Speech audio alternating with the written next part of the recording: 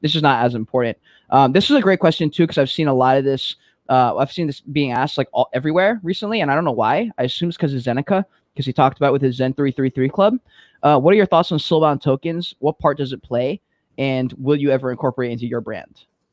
Any type of bound token, I guess. Anything bound. Doesn't have to be Soulbound. I don't know if there's like different versions right now, but any kind of bound token where the goal is not to like trade it. It's really to either be tied to another NFT that you have. Like for Zeneca, his club membership is going to have a PFP Soulbound token to it. I had the same idea with mine. We talked about it before. My Access Key Photography, I want a PFP with it so that people can rock it and not like, they can basically show off that they have the photography piece by having the Joy Kingdom avatar. I just got to figure out a way to make the avatar look super fucking unique and super fucking exclusive so that people are like, whoa, that's a Joy Kingdom avatar. That means he's got an access key. Like, I want that to be the first thing they think. And I think Zeneca has the same thought process. So what do you think about Soulbound?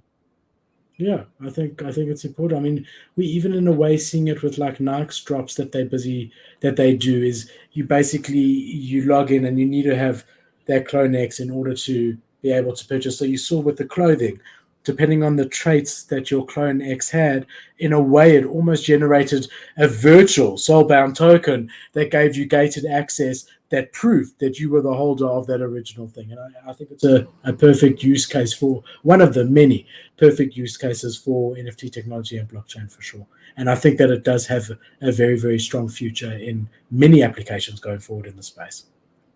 Yeah, no, yeah, I guess I would probably echo a similar thing. It just takes a little bit of the. I don't think all NFTs have to have the same purpose and stance and role.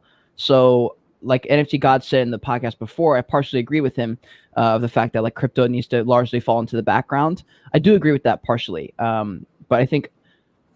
I guess I just look at Web3 like an industry. I look at it like the fitness industry, and I think that's why I've been successful. And I think that people who look at Web3 is, if you're a content creator, at least if you're like an influencer type of person, then the goal is to be someone within the industry. And I just look at Web3 and I'm like, there's just too many things that are fun and exciting and like degenerate. But in the same way that like you would look at a bodybuilder who's like obviously too far into the world, he's like watching all the YouTube videos, eating the protein. You're like, look, you don't have to do all that, but it's because he loves it. So he wants to do it. It's like a hobby, right? So like that's how I look at Web3. It's like it's a hobby of sorts. It's a place that people want to be just because it's interesting stuff. I just think of Web3 as the land of basically dreamers, people who have their head in the clouds. That's like me. My head's always in the clouds, and I just don't see a world where we're not more digital. And I'm like, fuck it. I'm just going to build towards that. If I'm wrong, there's no way I'm wrong. But if I'm wrong and we're not in a more digital world in 10 years, then like I guess I wasted my time. But I just don't see a world where that's not going to be the case. Too many people who are rich, bro. Now you got me thinking,